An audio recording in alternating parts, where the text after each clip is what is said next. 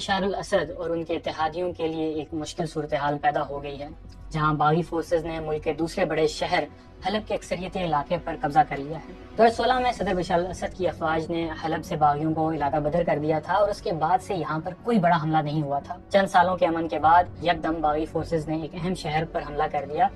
Saturday کو شامی فوج نے تصدیق کی ہے کہ شہر کے بڑے حصے میں باغی داخل ہو گئے ہیں، اور اس دوران درجنوں فوجی ہلاک اور زخمی بھی ہوئے ہیں۔ شام پر نظر رکھنے والے ادارے سیرین آبزرویٹری فار ہیومن رائٹس کے مطابق ملک میں بدھ سے شروع ہونے والی لڑائیوں میں اب تک 20 عام شہریوں سمیت 300 سے زیادہ افراد ہلاک ہو گئے ہیں۔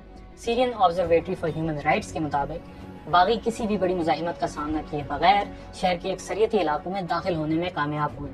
SOHR کے ترجمان علاقے میں کوئی لڑائی دیکھنے میں نہیں آئی کیونکہ شام کی سرکاری افواج وہاں سے نکل گئی تھی۔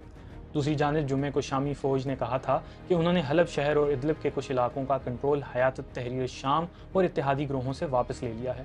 روس اور ایران بشار الاسد کی حکومت کے اتحادی ہیں۔ SOHR کے مطابق سن 2016 کے بعد سیچرڈے کی شام روس نے پہلی مرتبہ حلب پر فضائی حملے کیے۔ ان کے مطابق جمعے کو حلب میں روس نے 23 فضائی حملے کیے۔ روسی نیوز ایجنسی کے مطابق روس کا کہنا ہے کہ اس نے شام میں مبینہ انتہا پسند قوتوں پر حملہ کیا ہے، جبکہ روسی ترجمان کا کہنا ہے کہ روس شام میں امن قائم رکھنے کے لیے حکومت کی حمایت جاری رکھے گا۔ حلب پر تازہ حملہ حیات تحریر شام کی قیادت میں ہوئے ہیں۔ حیات تحریر شام کا وجود 2011 میں النصرہ کے نام سے سامنے آیا تھا، جو القاعدہ سے منسلک ایک گروہ تھا، لیکن 2016 میں النصرہ کے سربراہ ابو محمد الجولانی نے القاعدہ سے قطع تعلق کر لیا اور اس تنظیم کو تحلیل کر کے دیگر گروہوں سے اتحاد کر کے حیات تحریر شام کی بنیاد رکھی تھی۔ اس گروہ کو شام میں صدر بشار الاسد کا خطرناک ترین مخالف سمجھا جاتا ہے۔ ایران یہ ماننے کو تیار نہیں کہ حلب کا کنٹرول شامی حکومت کے ہاتھ سے چلا گیا ہے۔ ایرانی نیوز ایجنسی IRNA کے مطابق لبنان میں ایرانی سفیر مجتبیٰ ایمانی کا کہنا ہے کہ حلب میں پر دہشت گردوں کے قبضے کی غلط افواہیں سائبر آرمی کی جانب سے پھیلائی جا رہی ہیں۔